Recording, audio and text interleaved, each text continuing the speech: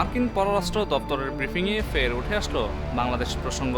দেশটির স্থানীয় সময় বুধবার ব্রিফিংয়ের সময় এক সাংবাদিক বাংলাদেশ নিয়ে মার্কিন গোয়েন্দা প্রধান তুলসী গ্যাবার্ডের সাম্প্রতিক মন্তব্য ও অন্তর্বর্তী সরকারের বিরুদ্ধে যুক্তরাষ্ট্র কোনো পদক্ষেপ নিচ্ছে কিনা এসব বিষয়ে প্রশ্ন তুলেছেন।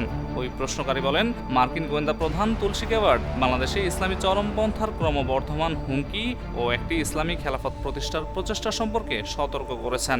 তবে তিনি মোহাম্মদ ইউনূস নেতৃত্বাধীন অন্তর্বর্তী সরকারকে সরাসরি দায়ী করেননি।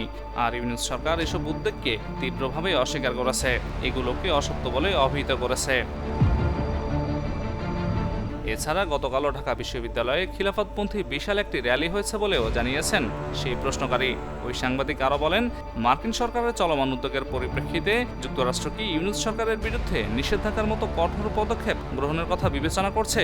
আর এ প্রশ্নের জবাবে মার্কিন পররাষ্ট্র দপ্তরের নবনিযুক্ত মুখপাত্র ট্যামি ব্রুস বলেছেন, আমরা যে কোনো দেশে সংখ্যালঘু সম্প্রদায়ের প্রতি সহিংসতা বা অসহিষ্ণুতার যে কোনো ঘটনার নিন্দা জানাই এবং বাংলাদেশে সকলের নিরাপত্তা নিশ্চিত করার জন্য বাংলাদেশের অন্তর্বর্তীকালীন সরকারের গৃহীত পদক্ষেপকে স্বাগত জানাই।